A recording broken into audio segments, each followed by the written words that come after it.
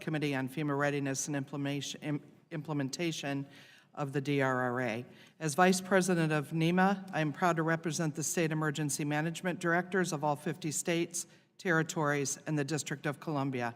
In general, readiness of FEMA relies on the readiness of state and local emergency management organizations. FEMA is not a first responder, and states only request FEMA's assistance after exhausting their own capabilities.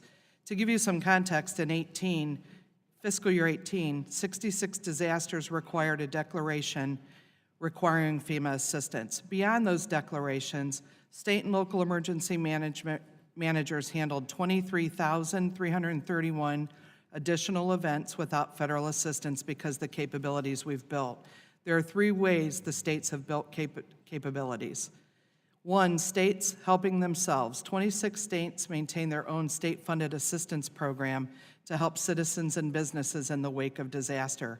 Many events did not meet FEMA thresholds, which is evident by the 23,000 events managed by states and the locals. States also help one another through the EMA, Emergency Management Assistance Compact. In 2016, Ohio specifically utilized more than 1,000 personnel through EMAC to help with the Republican National Convention in Cleveland. Since that time, nearly 26,000 personnel have deployed through EMAC to events ranging from hurricanes. We also utilize programs such as Emergency Management Performance Grant. We are fortunate in Ohio to be spared the horrors suffered by others in the 17-18 disasters.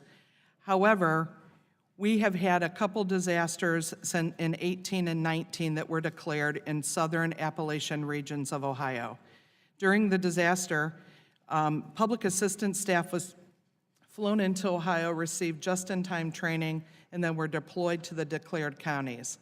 This lack of FEMA-trained previous disaster experience led a great deal of inconsistency with the decisions made by FEMA personnel, thereby increasing the aggravation of applicants. Unfortunately, history may be repeating itself with the 2019 disaster as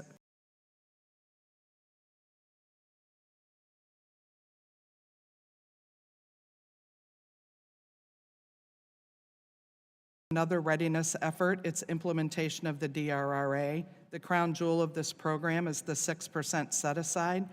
From a workshop FEMA did during the NEMA forum this past March, it became clear that implementation is progressing slowly at best. This new mitigation program should be one of the highest priorities for the agency. The other key provision for us was the increase in management costs.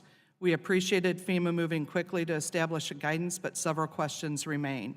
With management costs now statutorily split between the states and locals, how will this change roles and responsibilities? How will monitoring and oversight be accomplished? And how can we ensure the flexibility of these funds to build necessary capacity at the state and local levels?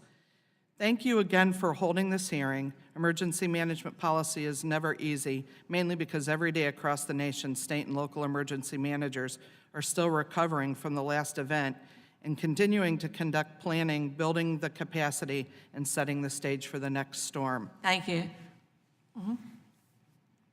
We now go to Mr. Crosley.